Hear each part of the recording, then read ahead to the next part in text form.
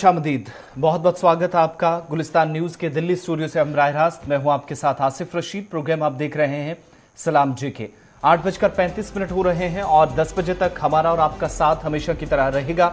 और आज के प्रोग्राम में हमारे साथ इसमें 90 मिनट तक साथ देंगे हमारे साथी गौहर कुचे। बहुत बहुत शुक्रिया गौहर ज्वाइन करने के लिए। बहुत बहुत शुक्रिया आसिफ रशीद आपका भी। आज के प्रोग्राम में भी मुख्तलिफ मौज़ूआत रहेंगे जिन पर हम बात करेंगे। जम्मू कश्मीर से लेकर नई दिल्ली तक ताज़ा तरीन सूरत हाल, मौसम और बदलती तस्वीर, हदबंदी कमीशन का एक और अहम इजलास दिल्ली के अंदर और इसके बाद क्या कुछ चीज़ें निकल कर सामने आ रही हैं वो आपके सामने थोड़ी देर में डिटेल्स रखेंगे।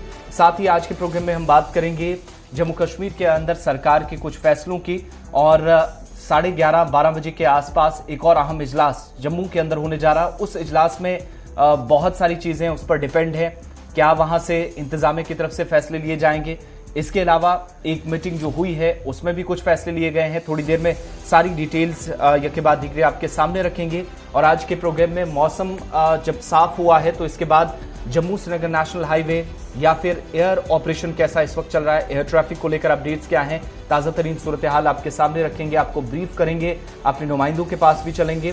और साथ ही साथ आज के प्रोग्राम में बताएंगे आपको कि सरहदें खामोश हैं और 1 साल तक जब सरहदें खामोश रही हों तो ऐसे में पिछले शायद 30 सालों में जो हिसाब नहीं चुकाया जा सका वो लोगों की तरफ से थोड़ा बहुत काम किया गया है और राहत की खबर भी है। सारी डिटेल्स रखेंगे, पूरा मामला क्या है वो आपके सामने, और बात करेंगे उस जंगजदा इलाके की यानी यूक्रेन और रूस की भी जहां पर कशीदगी हर एक मिनट के साथ बढ़ती जा रही है। भारत सरकार के लिए परेशानियां बढ़ी हैं जिसके बाद शहरियों को बिलखुसूस तलबा को वहां से निकालने की कोशिश है और रात देर गए भारत सरकार की पुतिन इंतजामिया के साथ फोन पर बातचीत भी हुई है। ये सारे मामलात रहेंगे जिन पर हम नजर दौड़ाएंगे अगले 90 मिनट के दौरान। आखिरी 15 मिनट हम आपके साथ भी बात करेंगे यानी फोन कॉल्स प्रोग्राम में लाइव लेंगे, लेकिन आगाज तय फॉर्मेट के मुताबिक और हिस्ट्री ऑफ द डे की तरफ चलेंगे। आज का दिन खास क्या है गौहर कुचे आपको बताएंगे। तो प्रोग्राम में बात करेंगे अब आज तारीख में, आज के दिन के हवाले से। आज 25 फरवरी और आज के दिन क्या कुछ हुआ वो हम आपको बताएंगे। जी हाँ नाजरीन, 1586 में अकबर का दरबारी शायर बीरबल बागी यूसुफजाई के साथ लड़ाई में मारा गया। और आज ही के दिन 25 फरवरी 1962 में कांग्रेस पार्टी ने आम इंतखाबात में कामयाबी हासिल की है। और आज ही के दिन साल 2001 में 25 फरवरी साल 2001 में ऑस्ट्रेलियाई क्रिकेटर डॉन ब्रैडमैन इंतकाल कर गए हैं। और आज ही के दिन 25 फरवरी साल 2009 में साबिक फौजी अफसर धीरज मल्होत्रा आईपीएल के डायरेक्टर मुकर्रर हुए हैं। और आज 25 फरवरी 1788 में पीटर्स रेगुलेटरी एक्ट मंजूर हुआ है, वो आज ही का दिन था। और आज ही के दिन 1945 में तुर्की का जर्मनी से जंग का ऐलान हुआ है। और साल 1925 में आज ही के दिन जापान और सोवियत यूनियन के दरमियान सफारती राबता कायम हुआ है। और आज ही के दिन 1985 में यानी कि 25 फरवरी 1985 में पाकिस्तान में गैर जमाती इंतखाबात मुनक्कद हुए हैं। तो ये थी तारीख में कुछ अहम बातें जो हमने आपके सामने रखी हैं। बाज़ाब्ता तौर पर खबरों का पिटारा खोलेंगे और खबरों के पिटारे में सबसे पहले बात करेंगे डिलिमिटेशन के हवाले से। जी हाँ नाजरीन, कल नई दिल्ली के अंदर हदबंदी कमीशन की एक आला सतही मीटिंग हुई है। मीटिंग में क्या कुछ हुआ वो आपको आसिफ रशीद बताएंगे। बिल्कुल, हदबंदी कमीशन का अहम इजलास नई दिल्ली के अंदर मुनक्किद हुआ और इजलास में बहुत सारी चीजें निकल कर सामने आई हैं, वो जरा आपके सामने रखें। और बड़ी बात यह है कि इस इजलास पर इसलिए भी नजरें थी चूंकि 14 फरवरी को हमने आपको कहा था कि 14 फरवरी तक जो एतराजात थे वो तमाम एसोसिएट मेंबरान की तरफ से दर्ज करा दिए गए थे। और अब हदबंदी कमीशन के सामने बहुत सारे चैलेंजेस भी थे चूंकि जो अबूरी रिपोर्ट सामने आई थी उसमें कई लोगों की तरफ से सवाल खड़े किए गए थे। एहतजाजों ने जोर पकड़ा था दोनों सूबों के अंदर।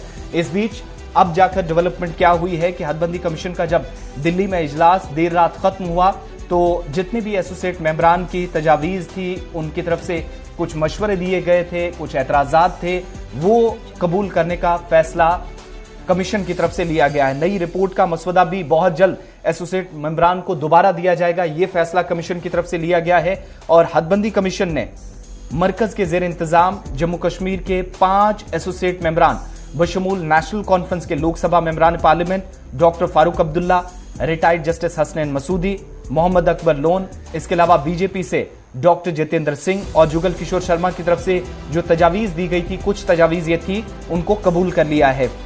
मुतलकिन की तरफ से ये भी जानकारी दी गई है कि हदबंदी कमीशन का जब दिल्ली के अंदर इजलास हो रहा था तो तमाम वो पॉइंट्स डिस्कस हुए जो इन पार्टियों के मेंबरान की तरफ से एसोसिएट मेंबरान ने कमीशन के सामने रखे थे।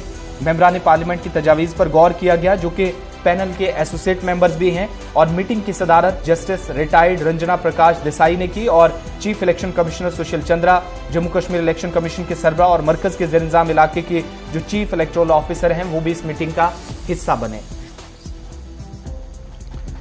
कल नई दिल्ली के अंदर जिस तरह से हदबंदी कमीशन की मीटिंग हुई है, उस मीटिंग के दौरान आपको बताते चले कि जहां चंद रोज कबल ही एक अबूरी रिपोर्ट पेश की गई थी, उसके बाद ही आवाम के साथ साथ सियासी लीडरान की जानिब से उस रिपोर्ट को मुस्तरद करते हुए कहा गया है कि जो अबूरी रिपोर्ट पेश की गई है एक ही जमात को इससे जो फायदा मिल रहा है, उसके बाद ही कमीशन को इस पर दोबारा गौर करने का मुतालबा किया गया है। उसके साथ ही कल नई दिल्ली के अंदर जो मीटिंग हुई है उसमें जो तजावीज़ रखी गई एसोसिएट मेंबरान की जानिब से, जिसमें नेशनल कॉन्फ्रेंस के 3 और भाजपा के 2 हैं, उनकी जानिब से जो तजावीज़ पेश की गई थी उन पर गौर किया गया और उनमें से कुछ कबूल किए गए और माना जाता है कि अगली रिपोर्ट भी पेश होगी, लेकिन उससे पहले कमीशन जम्मू कश्मीर का दौरा करेंगे। वो मार्च के पहले हफ्ते ही जम्मू कश्मीर का दौरा कर सकते हैं।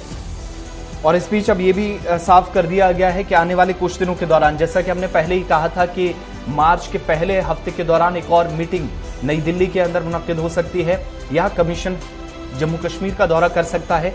उससे पहले ही एक चीज क्लियर कर दी गई है कि अगला फैसला क्या होगा उससे बहुत जल्द आगाह कर दिया जाएगा सभी एसोसिएट मेंबरान को, और जो रिपोर्ट है वो उन्हें सौंप दी जाएगी। यानी दोबारा रिपोर्ट देने का एसोसिएट मेंबरान को फैसला लिया गया है। अब फाइनल रिपोर्ट जो आएगी उससे पहले एक और रिपोर्ट होगी, चूंकि अब पब्लिक के भी अभी रिएक्शंस आएंगे, जो अवाम के एतराजात हैं वो भी कमीशन के सामने आने होंगे, और इन सब के बीच में वसी बहस के बाद कमीशन ने यह फैसला लिया है कि 5 जो एसोसिएट मेंबरान हैं इनकी तरफ से जो तजावीज की गई थी ना सिर्फ कबूल किया गया है, बल्कि कमीशन का जो बयान आया है कि अब वो जल्दी एसोसिएट मेंबरान के पास वापस जाएंगे और आज होने वाले फैसले से आगाह करेंगे। यानी जो रात को मीटिंग खत्म हुई है इस बारे में जानकारी दी गई है।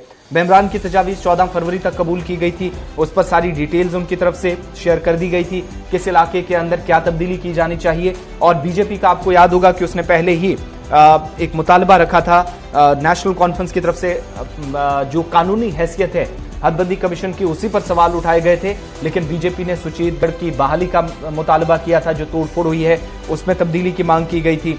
अखनूर खोड़ के अंदर जो तब्दीलियां की गई थी उसमें मांग की गई थी कि इसको तब्दील किया जाना चाहिए। खिता पीर पंचाल से जो आवाज उठी थी, कुछ बीजेपी के लीडरान इस पर भी बात करते नजर आए थे। यहां तक कि रुकने पार्लियामेंट जुगल किशोर शर्मा ने भी कहा था कि उनकी तरफ से भी इस मामले को डिस्कस करने के बाद अपनी जब वो शिकायत रखेंगी कमीशन के सामने रखी जाएगी।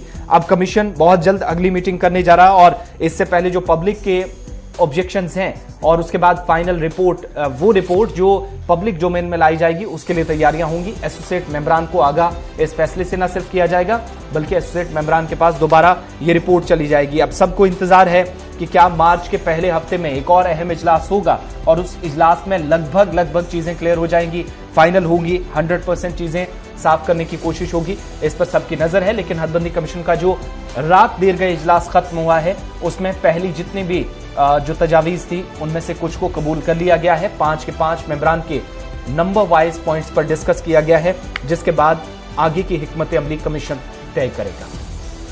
तो ये थी हदबंदी कमीशन के हवाले से खबर। अब जरा जम्मू कश्मीर की एक और बड़ी खबर का रुख करेंगे। जी हाँ नाजरीन, जम्मू कश्मीर के हवाले से एक बड़ी खबर। आज 11:30 बजे चीफ सेक्रेटरी ने एक अहम मीटिंग बुलाई है और मीटिंग में रहबर ज़राअत, रहबर खेल और रहबर जंगलात पर अहम फैसला मुतवक्का है। जो कमेटी की जानिब से रिपोर्ट तैयार की गई है उस रिपोर्ट को पेश किया जाएगा आज, और माना जाता है कि चीफ सेक्रेटरी हतमी फैसला भी ले सकते हैं। बहुत सारी चीजें जो हैं वो आज लगभग क्लियर होने जा रही हैं। और इस बीच में आपको बताऊं कि जो मीटिंग है 11:30 बजे, इसकी सदारत चीफ सेक्रेटरी अरुण कुमार मेहता करेंगे। ये इजलास इसलिए इंपॉर्टेंट है चूंकि रहबर ज़राअत, रहबर खेल और रहबर जंगलात या इसके जो सिमिलर स्कीम्स हैं जिन पर आगे की हिकमत अमली क्या होगी, इसके लिए कमेटी तश्कील दी गई थी अक्टूबर 21, 2021 में। 13 अक्टूबर से 21 के दरमियान पेशरफ्त हुई। उससे पहले भी हालांकि बातचीत होती रही, कमेटियां बनी, लेकिन आज का इजलास जरा अलग क्यों है ये आपको क्लियर कर दें। 11:30 बजे जब जम्मू के अंदर सिविल सेक्रेटरीट में मीटिंग होगी तो उन सभी नुमाइंदों को बुलाया गया है जो अब तक कमेटी का भी कहीं ना कहीं हिस्सा थे और इन सारी स्कीमों के तहत वो बेहतर जानकारी रखते हैं। अब यहां पर हमारे पास जो इतला है, बावसूख जराये से पता चला है कि जो जम्मू कश्मीर के अंदर सिर्फ जो रहबरे खेल, रहबरे ज़राअत या रहबरे जंगलात हैं, इन स्कीमों के तहत लोग जो काम कर रहे हैं, सिर्फ उनकी बात ही नहीं है। CIC ऑपरेटर्स 172 हैं, उनकी डिटेल्स भी GAD कमिश्नर से तलब कर ली गई हैं, जो अपने आप में एक बड़ी तब्दीली हो सकती है अगर कोई फैसला लिया जा सकता है। लेकिन फैसला होगा इसके लिए भी क्लियर कर दें, चूंकि जैली कमेटी ने अपनी रिपोर्ट रख दी है टेबल पर। चीफ सेक्रेटरी 11:30 मीटिंग करेंगे और जो पिछला ऑर्डर आया था उसके मुताबिक फाइनेंशियल कमिश्नर थे, additional chief secretary finance department, इनको कमेटी का चेयरमैन मुकर्रर किया गया था। इसके अलावा financial commissioner, additional chief secretary महकमा सेहत और मेडिकल एजुकेशन, हुकूमत के जो प्रिंसिपल सेक्रेटरी हैं, यूथ सर्विस एंड स्पोर्ट्स, ये वो तमाम लोग थे जिनको इस कमेटी में जिम्मेदार बनाया गया था। यूथ सर्विस एंड स्पोर्ट्स के मेंबरान भी इसलिए चूंकि रहबरे खेल का भी बड़ा मसला है, तवील अरसे से ये मामला चल रहा है। महकमा जो GAD है इसके जिम्मेदारान थे और महकमा खजाना के जिम्मेदारान को भी नुमाइंदों को अराकीन बनाया गया था, अराकीन में शामिल किया गया था, मेंबर बनाया गया था कमेटी का। इसको सब कमेटी का नाम दिया गया था और अब ये जो कमेटी बनी है इसने अपनी रिपोर्ट मुकम्मल कर ली है। अक्टूबर से मार्च से पहले अक्टूबर में शुरुआत हुई थी, तमाम मामलात पर तहकीक करने के बाद चीजें क्लियर करनी थी, वजाहत के साथ चीफ सेक्रेटरी के टेबल पर रखनी थी और अब रख दी गई है। और हमारे पास जो इतला है कि न सिर्फ रहबरे खेल, रहबरे ज़राअत, रहबरे जंगलात की आज बात होनी है, बल्कि फाइनल कॉल आज chief secretary doctor AK Mehta लेने जा रहे हैं और उसके साथ साथ CIC ऑपरेटर्स के हवाले से भी तफसीलात तलब की गई हैं। हो सकता है यहां पर भी कोई पेशरफ्त हो। अब जाकर दूसरी तरफ इंतजार इस बात का भी हो रहा है कि शायद जो जॉब पॉलिसी है, परमानेंट जॉब पॉलिसी, वो फ्रेम हो और 3 से 4 हजार, 3,500 या 5,000 के आसपास इन स्कीमों के तहत जो लोग महाना लेते हैं तनख्वाह और उसके वजह में वो कामकाज जम्मू कश्मीर के अंदर करते हैं अलग अलग डिपार्टमेंट्स के अंदर, ये भी इस रिपोर्ट के में हमारे पास जो इतला है कि मेंशन किया गया है। तीनों जो स्कीमों के तहत काम करने वाले लोग हैं उन्होंने मुश्किल सूरत हाल में भी डिपार्टमेंट्स को जिंदा रखा है। कोविड-19 की पहली, दूसरी और तीसरी लहर रही हो, उन सब के बीच में जो सूरत हाल इस वक्त है उसमें भी ऐसी सिचुएशन बनी, लेकिन जहां पर शायद डिपार्टमेंट की बस से चीजें बहुत सारी बाहर होती नजर आ रही थी, मगर इन सब के बीच में इन लोगों की तरफ से अगरचे आर्जी बुनियादों पर काम कर रहे थे, सैलरीज बहुत कम थी, लेकिन काम किया। इस चीज को अब जाकर रिपोर्ट में मेंशन किया गया है और इसीलिए आज माना जा रहा है कि शायद बहुत सारी जिंदगियों का, बहुत सारे लोगों के मुस्तकबिल का फैसला आज चीफ सेक्रेटरी के हाथ में है। 11:30 मीटिंग का आगाज होगा। 12 बजे के बाद जैसे जैसे डिटेल सामने आएंगी, तफसीलात हमारे पास आएंगी तो आपके साथ शेयर कर दी जाएंगी। इस इजलास की सदारत चीफ सेक्रेटरी खुद करेंगे और ये जम्मू में 2nd फ्लोर के अंदर मीटिंग हॉल में होने जा रहा है, सिविल सेक्रेटरीट में, ठीक 11:30 बजे आज, जिसके बाद फाइनल फैसला लिया जाएगा। चलिए, तो ये थी जम्मू कश्मीर के हवाले से उन मुलाजमीन के हवाले से जो पिछले कई बरसों से काम कर रहे हैं और जिनका मानना है कि उनके मुस्तकबिल का फैसला होगा। और आज 11:30 बजे चीफ सेक्रेटरी की सदारत में एक अहम मीटिंग होगी और उसके बाद भी फैसला क्या होगा वो हम आपको अपडेट करेंगे। बढ़ते आगे, बात अब उस बड़ी खबर की जहां नाजरीन भारत और पाकिस्तान के दरमियान सरहद पर सीज फायर का 1 साल मुकम्मल हो गया। जम्मू कश्मीर में जंगबंदी को 1 बरस मुकम्मल हुआ है। 25 फरवरी लास्ट ईयर 2021 में माहदा हुआ था। दोनों मुल्कों के दरमियान DGMOs की मीटिंग के दौर ये फैसला लिया गया है कि सरहद पर जंगबंदी सीज फायर का ऐलान दोनों की तरफ से किया गया है। उसके बाद ही न सिर्फ उन सरहदी इलाकों में अमन कायम हुआ, बल्कि आज के दौर में भी वहां पर काश्तकारी भी हुई है और लोग दोनों तरफ से खुश नजर आ रहे हैं। जानी और माली नुकसान से इससे पहले जब सीज फायर वायलेशन होता था तो जानी नुकसान भी होता था, माली नुकसान भी होता था। उसके बाद ही जब 1 साल मुकम्मल हुआ तो 1 साल के दौरान जहां अमन कायम हुआ सरहदी इलाकों के अंदर, लाइन ऑफ कंट्रोल उस तरफ और इस तरफ दोनों तरफ से, और आज वहां पर न सिर्फ लोग खुश हैं बल्कि वहां पर अब बरसों या सालों बाद वहां पर काश्तकारी भी हो रही है। 24-25 फरवरी की रात को आपको याद होगा कि DGMOs लेवल की बातचीत हुई भारत और पाकिस्तान के दरमियान और इस बात पर इत्तेफाक हुआ कि आने वाले वक्त में गोलाबारी को रोका जाएगा, कोई भी अनप्रोवोक्ड फायरिंग दोनों अतराफ से नहीं करेगा। भारत ने भी साइन किया, पाकिस्तान ने भी, यानी जो साल 2003 का सीज फायर मुआहिदा था उस पर मजीद पेशरफ्त हुई। साल 2007 में भी हुई थी, लेकिन वो ज्यादा अरसे तक नहीं चला था। 1.5 महीने के बाद दोबारा टूटा था लाइन ऑफ कंट्रोल पर।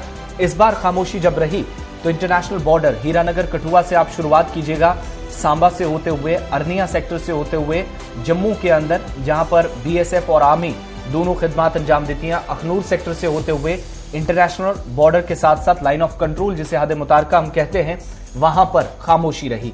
1 साल आज मुकम्मल हो गया है। 25 फरवरी 2021 से 25 फरवरी 2022 तक आज जो सूरत हाल रही है उसने हजारों जिंदगियां न सिर्फ बचाई हैं बल्कि लाखों लोगों को राहत की सांस लेने का मौका भी फराहम किया है।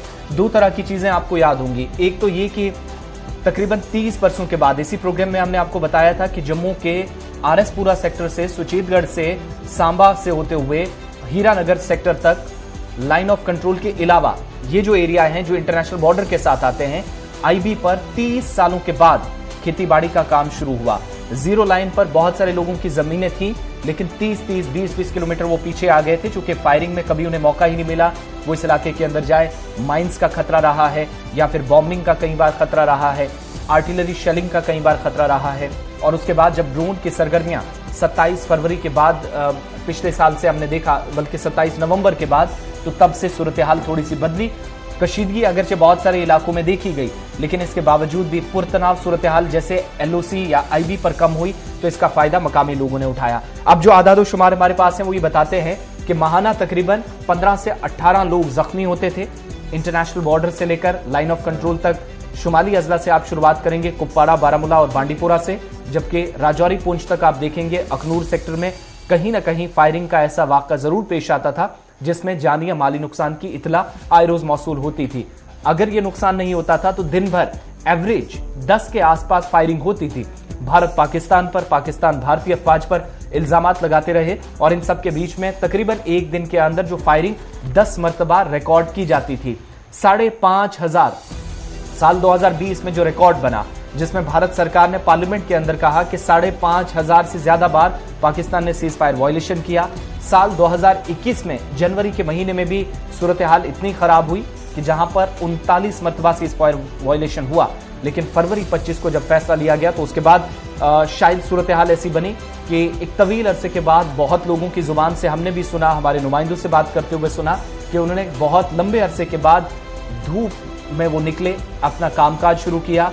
सरहदी इलाकों में जहां पर 30 सालों के बाद सुचेतगढ़ और इसके आसपास के इलाकों में, सांबा या फिर कठुआ में, हीरानगर सेक्टर में जहां पर काश्तकारी शुरू हुई, खेतीबाड़ी का काम 30 सालों के बाद, तो इस बात से आप यकीनन अंदाजा लगा सकते हैं कि हालात में कितनी तब्दीली हुई है। और इस बार चूंकि जब सीज फायर वायलेशन खत्म हुई है या कम हुई है तो इसका असर सरहद के उन इलाकों में भी देखा गया है जहां पर तामीरात हो रही थी। बंकर तो अपनी जगह, लेकिन सड़कों का कहीं पर काम था, जल शक्ति डिपार्टमेंट का कोई टैंक बन रहा था, कोई दूसरा मंसूबा था, बिजली डिपार्टमेंट का कामकाज था, सौभाग्य स्कीम के तहत दूर दराज इलाकों में बिजली पहुंचाने का अमल था। इन सब के बीच में नुकसान से बचा उस वक्त भी गया जब यहां तामीराती काम बिला खलल जारी रहा।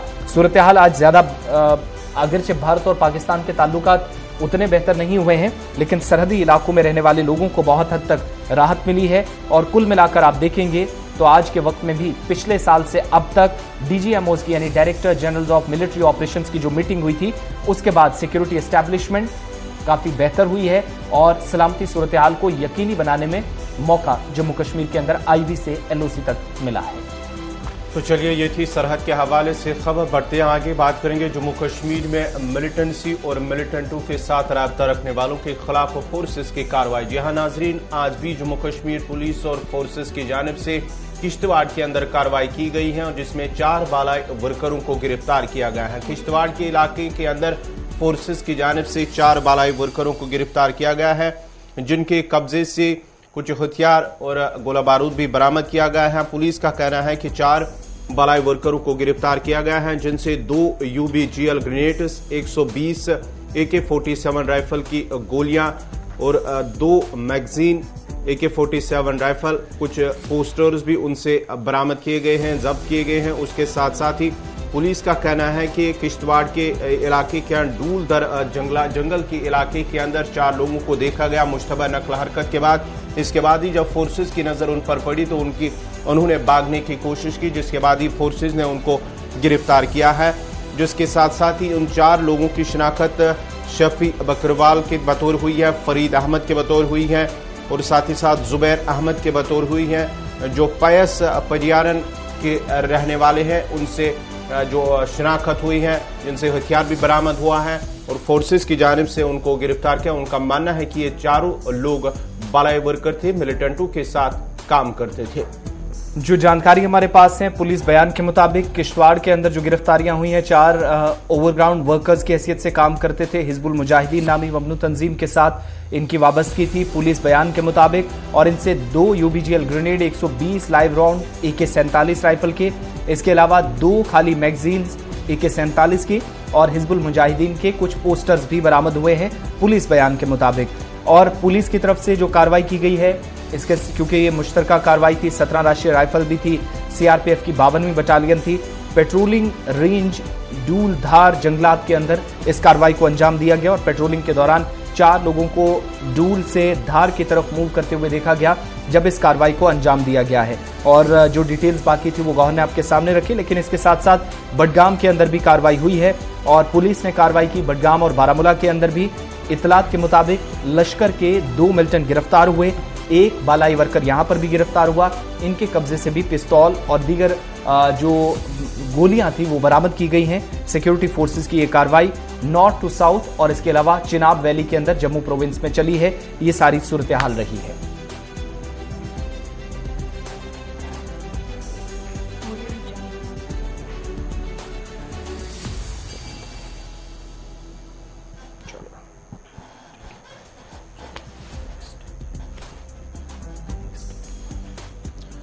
तो चलिए, ये थी फोर्सेस के हवाले से जम्मू कश्मीर में फोर्सेस की कार्रवाई, मिलिटेंसी और मिलिटेंटों के साथ राब्ता रखने वालों के खिलाफ फोर्सेस की कार्रवाई। बढ़ते आगे बात जम्मू कश्मीर की ही करेंगे। जी हां, मौसम के बाद जिस तरह से बर्फबारी हुई है 2 रोज कबल वादी कश्मीर के अंदर, उसके बाद ही पैदा सूरत हाल के दौरान जम्मू श्रीनगर कौमी शहरा, अगरचे जो दरमानदा गाड़ियां हैं, मुसाफिर और माल बरदार गाड़ियां, उनके लिए गाड़ियों को आगे जाने की इजाजत दी गई है। लेकिन वादी के अंदर कुछ ऐसे इलाके भी है जहां पर अभी भी मामूलात जिंदगी मुतासिर ही रही है। हम बात करेंगे दूर दराज इलाकों की, जहां पर लोगों की शिकायत है कि अगरचे इंतजामिया ने कई अहम राब्ता सड़कों से बर्फ हटाई, लेकिन कुछ ऐसे इलाके हैं जहां पर अभी तक बर्फ नहीं हटाई गई है, जबकि बिजली को पूरी तरह से बहाल नहीं किया गया। उसके साथ साथ ही कई इलाकों में पानी की सप्लाई जो है वो भी मुतासिर है और साथ ही साथ सड़कों पर लोगों की आवाजाही या ट्रांसपोर्ट अभी तक पूरी तरह से बहाल नहीं हुआ है। कुल मिलाकर आप देखेंगे तो सूरत हाल आज थोड़ी सी बेहतर है, मौसम साफ है और महकमा मौसमियात की पेशगोई के मुताबिक बर्फबारी और बारिशों का सिलसिला पिछले 24-48 घंटों में वक्फे से जारी रहा। लेकिन अब जाकर अच्छी खबर यह है कि जब बर्फबारी थम गई है, जमीनी और फिजाई राब्ता जो कि तकरीबन 1 दिन तक मुनक़ता रहा था उसके बाद बहाल हुआ, अब जाकर बर्फबारी के बाद मामूलाती जिंदगी बहाल हुए हैं और आज शाम तक 100% बिजली सप्लाई भी बहाल कर दी जाएगी। कंसर्न डिपार्टमेंट की तरफ से बयान सामने आया है। इससे पहले यह भी कहा गया कि 85% के आसपास शाम देर गए तक जो बहाली का काम था उसको लगभग मुकम्मल कर लिया गया है। लेकिन इन सब के बीच में अब जम्मू श्रीनगर कौमी शाहरा के हवाले से जो लोग पूछ रहे हैं जिनको सफर करना है तो वो जम्मू से श्रीनगर जा सकते हैं। इस वक्त ट्रैफिक क्योंकि कल ही जुज़वी तौर बहाल कर दिया गया था, आज भी गाड़ियों की आमदोरफ्त जारी है शाहरा पर और बिना किसी खतरे के अगर आप निकलना चाहते हैं तो ट्रैफिक कंट्रोल रूम से निकलते वक्त राब्ता जरूर करें, ये अथॉरिटीज ने पहले साफ कर दिया। दूसरी तरफ जो फ्लाइट्स की बात थी इस पर भी थोड़ी देर में अपडेट लेंगे, लेकिन चूंकि मौसम की वजह से जब मौसम खराब हुआ था तो बहुत सारे इम्तहानात मुलतवी किए गए थे और अब जाकर इंतजामिया की तरफ से कुछ फैसला लिया गया है। चूंकि पहली बात यह कि जो क्लस्टर यूनिवर्सिटी के और कश्मीर यूनिवर्सिटी के कल होने वाले इम्तहानात थे उस पर भी कुछ लोग इस वक्त सोशल मीडिया पर पूछ रहे हैं, इसके मतलब अभी कोई भी अपडेट नहीं है, चूंकि ऑफिशियल वेबसाइट पर खुद ये पहले ही कंसर्न अथॉरिटीज ने कह दिया है कि वो मजीद जानकारी शेयर कर देंगे जैसे ही नई डेटों का ऐलान होगा, नई तारीखें आएंगी। तारीख तब्दील करने का जिनकी तरफ से मुतालबा हो रहा है उन सारी चीजों को भी कंसर्न अथॉरिटीज जरूर इस पर गौर खोज करेगी, जिसके बाद फैसला लिया जाएगा। लेकिन कुल मिलाकर जो दरमांदा मुसाफिर थे उनको तरजीह बुनियादों पर कौमी शाहरा के ऊपर इस वक्त अपनी अपनी मंजिल की जानिब रवाना किया जा रहा है और जम्मू श्रीनगर नेशनल हाईवे के ऊपर आज इस वक्त जम्मू से भी कुछ गाड़ियां निकली हैं। हमारे पास जो सुबह सुबह इतला है, बनिहाल काजीगुंड टनल के आसपास जहां पर फिसलन की वजह से भी गाड़ियों को रोका गया था, बर्फ जमा होने की वजह से सर्दी भी काफी बड़ी थी पिछले 2-2.5 दिनों के दौरान और बर्फबारी मुसलसल जब हो रही थी, तो ऐसे में नवयुग टनल के इस पार और काजीगुंड टनल के साथ यहां पर भी बर्फबारी के बाद गाड़ियों को रोक दिया गया था। एहतियाती तौर ये फैसला लिया गया था। आज हाईवे पर गाड़ियां चल रही हैं जो हमारे पास इतला है। और इसके अलावा बिजली और पानी सप्लाई के जहां पर मुतासिर होने की बात है, तो बिजली के हवाले से Kashmir power development corporation limited का बयान सामने आया है। पीडीडी डिपार्टमेंट काम कर रहा है और 85% के आसपास बिजली की सप्लाई की बहाली को यकीनी बना दिया गया है। 100% आज शाम तक मुकम्मल हो जाएगी, ये डिपार्टमेंट ने साफ कर दिया है। दूसरी तरफ महकमा मौसमियात की पेशनगोई के मुताबिक आइंदा 24 घंटों के दौरान ऊपरी इलाकों में हल्की बारिश और बर्फबारी हो सकती है, लेकिन उस बर्फबारी से थोड़ी सी निजात जरूर मिलने वाली है जो अब तक निचले इलाकों में भी सता रही थी। श्रीनगर तक इसका असर देखा गया। ये सारी सूरत हाल वादी कश्मीर के अंदर और जम्मू के अंदर रही। पहले जरा आपको बनिहाल रामबन के इस सेक्शन में क्या कुछ सूरत हाल इस वक्त है, इस हवाले से अपडेट करेंगे।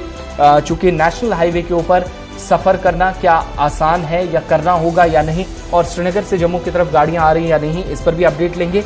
लेकिन बादामी बाग के अंदर भी खराब मौसम के बीच ही बर्फबारी के बाद एक शेड गिरा जिसमें एक फौजी जवान की जान चली गई और दरख्त की टहनी सरकारी कोठी पर गिरी थी। इस तरह की इतलात मौसूल हुई। कुल मिलाकर जो डिपार्टमेंट ने अभी तक तखमीना लगाया है उसमें 2 शेड, 6 रिहायशी मकानात आर्जी तौर पर नुकसान पहुंचा है। 2 खवातीन जख्मी हुई हैं वादी कश्मीर के मुख्तलिफ इलाकों से जो अब तक बर्फबारी हुई है वो। जी हाँ आसिफ, अगर हम बात करेंगे बिजली की हवाले से बात करेंगे, तकरीबन 60 से 70% जो मुतलका महकमा का कहना है पहले नुकसान पहुंचा था, तबाह हुई थी। कहीं पर जो टावर गिरे थे, तरसीली लाइनें खस्ता हुई, लेकिन जिसके बाद ही जो पीडीडी मुलाजमीन की जानिब से जो काम हुआ है बिजली को रेस्टोर करने को लेकर वो काबिल तारीफ है। जिस तरह से 2 दिनों के दौरान उन्होंने काम किया है, लेकिन अगरचे कई इलाकों में अभी भी बिजली सप्लाई बहाल नहीं हुई, लेकिन जिस तरह से काम किया है मुलाजमीन की जानिब से वो काबिल तारीफ है। और अभी भी वो काम कर रहे हैं क्योंकि इलाकों अभी भी बर्फ जो है वो जमा है, उसके बाद भी वो जिस तरह काम कर रहे हैं वो काबिल तारीफ है। और माना जाता है कि आज शाम तक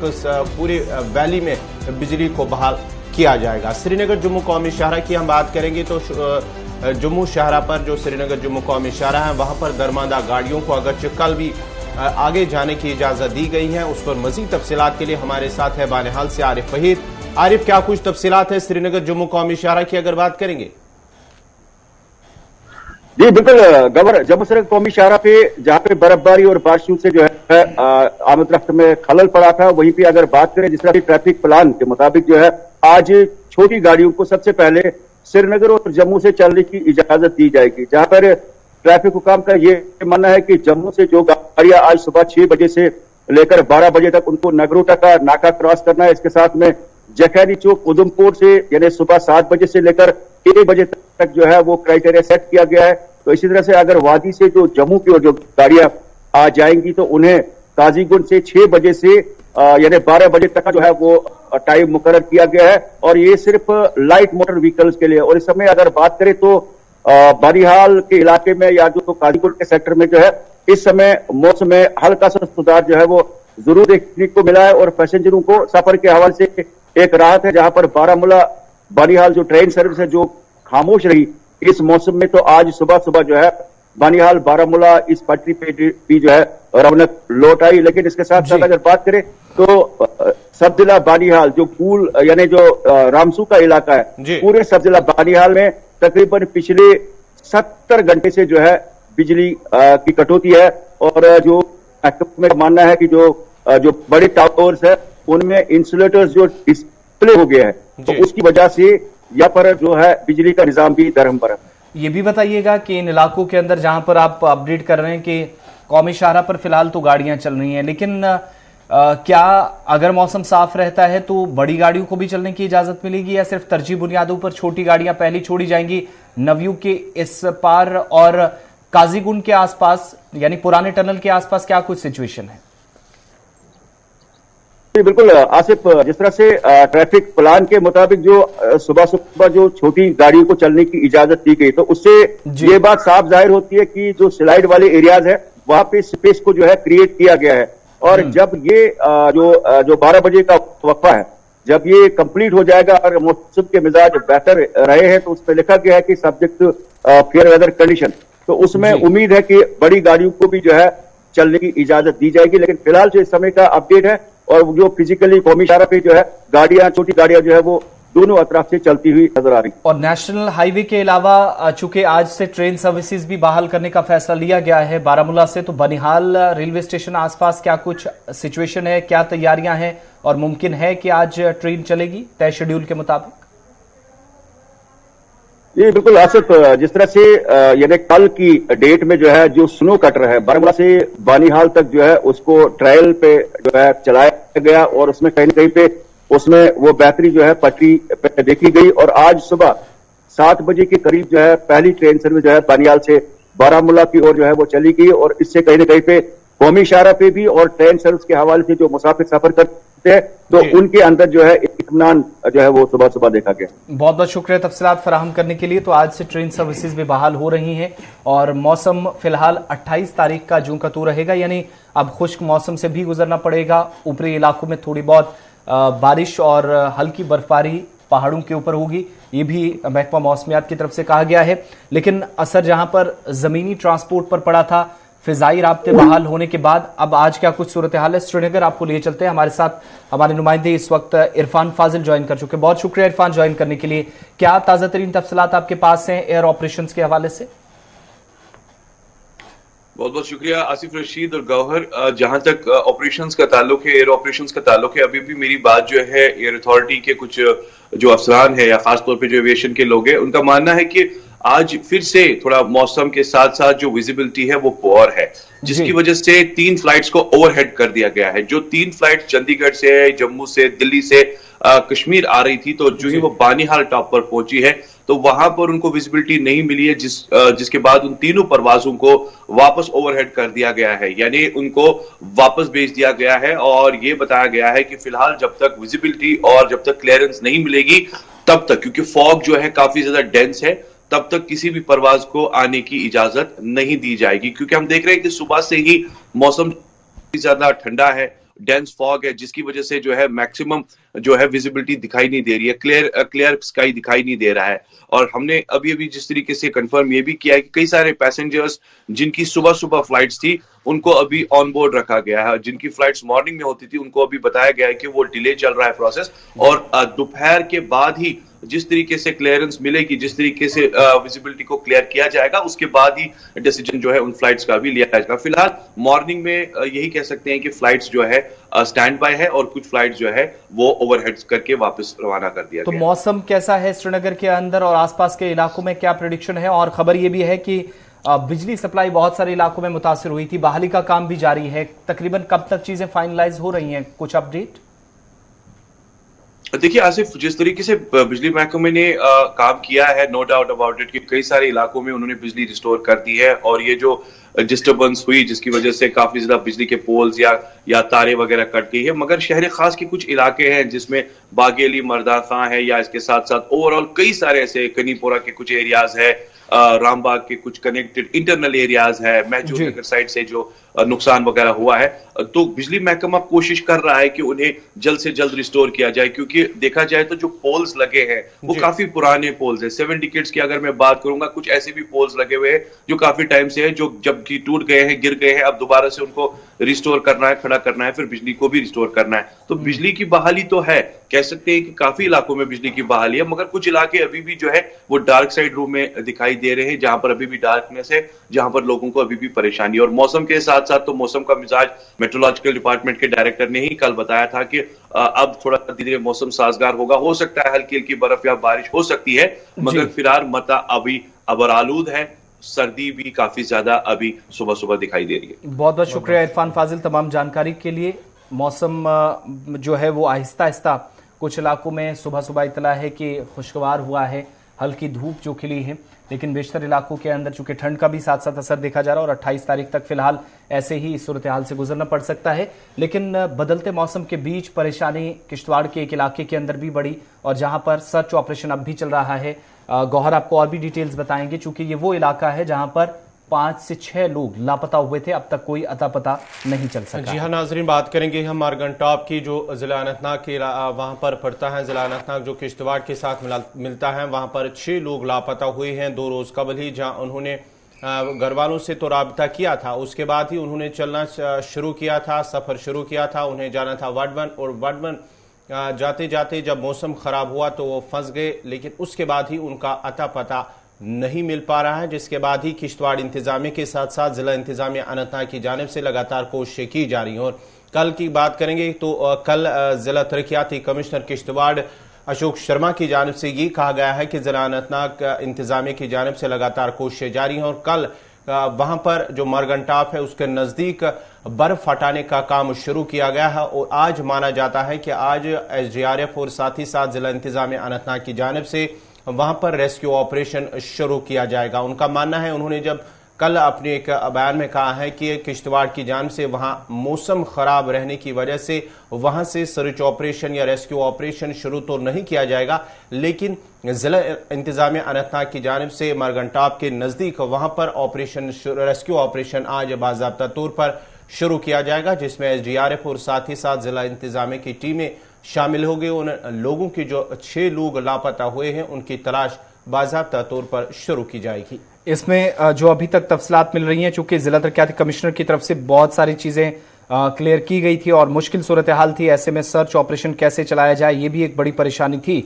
और अब जो इस वक्त जानकारी मिल रही है कि टीमें जो है वो 5 किलोमीटर मरगन की तरफ जो है वो मूव कर रही हैं, और चूंकि इस इलाके के अंदर मरगन टॉप पर रेस्क्यू ऑपरेशन चलाना इंतहाई मुश्किल है, और 12 जो आर्मी के एहलकार हैं, 6 आर्मी के, 6 SDRF के, इसके अलावा टोटल 28 मजबूत टीमें जो कि तश्कील देकर इस इलाके की तरफ रवाना की गई हैं। और तकरीबन बताया जाता है कि इन इलाकों के अंदर जहां पर सिविल इंतजामिया की शायद बस की बात नहीं थी, इसलिए सिक्योरिटी फोर्सेस की कार्रवाई के बिना इस ऑपरेशन को अंजाम देने की कोशिश नहीं हो रही है। लेकिन मुतालबा ये भी हो रहा है कि हेली सर्विसेज का भी 12 महीने तक कम से कम यहां पर इंतजाम रखा जाना चाहिए था, चूंकि सज्जाद किचलू जो कि सीनियर लीडर रहे हैं जम्मू कश्मीर के अंदर और जम्मू कश्मीर में दाखिला वजीर भी रहे हैं, उनकी तरफ से भी एक बार फिर मुतालबा किया गया कि वो हेलीकॉप्टर सर्विस दोबारा शुरू की जाए। दूसरी तरफ जिला तरक्याती कमिश्नर की तरफ से क्या कुछ जवाबात आए हैं, उनकी तरफ से भी कुछ वजाहत की गई है। दोनों की बात हम जरा आपको सुनाते हैं और उसके बाद प्रोग्राम में मजीद आगे बढ़ेंगे। तो ये दूर दराज के इलाके हैं, जैसे मड़वा वाड़वन का इलाका है, ये बहुत ही दूर दराज और पसमानदा इलाके हैं, और ये इलाके जो है लगभग 6 महीने बर्फ के नीचे रहते हैं। कोई कनेक्टिविटी नहीं होती है, रोड कनेक्टिविटी नहीं होती है। इसमें अक्सर जो है लोग जो है, अगर वाड़वन से कोई मजबूर आदमी हो तो वो पैदल जो है वाया मरगन जो है कश्मीर की तरफ आता है, और कश्मीर से अगर किसी ने घर जाना है तो वो भी पैदल जो है वाया मरगन जो है वो अपने घरों की तरफ जाते हैं। अक्सर जब भी ये लोग चलते हैं तो मौसम अगर इन केस खराब हो जाता है तो मौसम खराब होने के जहां अगर यहाँ किश्तवाड़ में बारिश हो रही है तो वहां समझिए आप बर्फ पड़ रही है। इस वक्त जो सूरत हाल है कि पूरे इलाके में इस वक्त बहुत ज्यादा बर्फ गिरी है। मरगन में मुझे लगता है 3-4 मीटर के करीब जो है बर्फ होगी। अब ये जो जवान जो मजदूरी करके अपने घरों की तरफ जा रहे थे, मजबूर लोग थे ये, तो इनका जो है 3 दिन से कोई पता नहीं चल रहा है। मरगन टॉप पहुंचने के बाद इन्होंने अपने घर वालों के साथ रब्ता किया और ये मालूम हुआ कि भाई, उन्होंने कहा कि हम सही सलामत है। उसके बाद आज 3 दिन से उनका कोई वेयर अबाउट्स नहीं है। तो पूरे इलाके में जो है परेशानी है, तो हम लोग भी परेशान हैं। एडमिनिस्ट्रेशन से हमने रब्ता किया है, DC साहब से बात हुई, DC साहब ने DC अनंतनाग से बात की कि भाई रेस्क्यू ऑपरेशन करें, मगर बदकिस्मती से आज 3 दिन से जो है बहुत बारिशें हो रही हैं, बर्फ गिर रही है, कोई रेस्क्यू ऑपरेशन हो नहीं पा रहा है। जहां तक मेरा अंदाजा है कि इसमें जब तक ना आर्मी को इन्वॉल्व किया जाए, आर्मी के चापर के जरिए जो है सर्च की जाए, तब तक उनका कोई पता नहीं चल सकता है। ये जो इलाके हैं दक्षिण, मड़वा, वाड़वन, ये एक रूटीन में इनका जो है जनवरी, फरवरी और मार्च, इन 3 महीनों के लिए एक स्पेशल जो सर्विस जो है, हेली सर्विस जो है कुछ होती थी। इस साल न जाने किन कारणों की वजह से सरकार ने, एडमिनिस्ट्रेशन ने वो जो हेली सर्विस थी उसको कंटिन्यू नहीं किया, चालू नहीं किया। बीच बीच में जाती है, मगर लोग जो हैं बीमार हो जाते हैं, मजबूर लोग होते हैं, सरकारी मुलाजिम होते हैं, एक एक्सेस बनती थी उनकी इस हेलीकॉप्टर के जरिए, तो वो वहां से इस तरफ आते थे, यहाँ से लोग उस तरफ जाते थे। चूंकि इस साल ये हेली सर्विस नहीं चली, लोग मजबूर हैं, और वो जो है फिर मरगन एक ही रूट है, वहां से जब वो जाते हैं तो वो तो जैसा आप सब जानते हैं कि डे बिफोर यस्टरडे कुछ लोग 6 लोग जो बताए जा रहे हैं वो अनंतनाग से निकले थे बाया कुकरनाग, और वो बाड़वन के रहने वाले हैं। और वो 6 लोग जो हिमाचल में काम करते हैं उन्होंने ट्रैक शुरू कर दिया बाड़वन अपने घर जाने के लिए। और जैसा बताया जा रहा है रात को 9 बजे लास्ट कॉल उन्होंने मरगन टॉप से की है अपनी फैमिली को, और उसके बाद उनके वेयर अबाउट्स नहीं है। 2 दिन से आप देख रहे हैं कि वेदर इज कम्प्लीटली पैक्ड, और उसके बाद उनका अभी तक कोई सुराग नहीं मिला है। डिस्ट्रिक्ट एडमिनिस्ट्रेशन यहाँ की अनंतनाग डिस्ट्रिक्ट एडमिनिस्ट्रेशन के साथ इन टच में है, और divisional commissioner Jammu, divisional commissioner Kashmir with the help of police authorities and UT administration सारी इस पे फोकस्ड है। हेली सर्विसेज के लिए रिक्वेजिशन की गई थी फॉर रेकी, ताकि आर्मी के चीता और एयरफोर्स के चॉपर्स को प्रेस किया जाए फॉर रेकी, एरियल रेकी, क्योंकि मरगन टॉप में बताया जा रहा है इस समय 12 से 15 फीट जो है स्नो एकमुलेट हुई है और अभी भी स्नोफॉल हो रहा है। आल्दो वहाँ पे कुछ शेल्टर्स भी हैं, एंड वी होप कि वो उन लोगों ने उन शेल्टर में जगह ली होगी और हम उनको रेस्क्यू कर पाएंगे, यूं ही वेदर थोड़ा सा ओपन अप होता है। इसके साथ साथ मेरी कंप्लीटली बात हो रही है डीसी अनंतनाग के साथ। आज उस साइड से उन्होंने स्नो क्लियरेंस का काम शुरू किया और अप्रॉक्सीमेटली 12 किलोमीटर स्नो जो क्लियर की है। चलिए, जिला तरक्याती कमिश्नर भी राब्ते में हैं और इसके बाद तलाश में और तेजी लाई जा रही है। सर्च ऑपरेशन सुबह सुबह मजीद टीमें यहां पर भेज कर शुरू कर दिया गया है। फौज और पुलिस की भी मदद ली जा रही है और कुछ और लोगों को भी जो इस ज्योग्राफिकली इस एरिया को जानते हैं। बर्फ काफी ज्यादा, ऐसे में मुश्किल इन पहाड़ों के ऊपर न सिर्फ जाना बल्कि सर्च ऑपरेशन को अंजाम देना है, मगर कोशिशें फिलहाल लापता अफराद को तलाश करने के लिए जा रही हैं। वक्त छोटे से ब्रेक का है, ब्रेक के उस पार आपको कुछ और बड़ी खबरों की तरफ लिए चलेंगे और रूस और यूक्रेन के दरमियान जो इस वक्त कशीदगी है इस पर भारत का रद्द-ए-अमल क्या कुछ नई दिल्ली के अंदर रात देर गए तक हुआ है और अभी तक की ताजा तरीन डेवलपमेंट्स उस पर नजर रखी।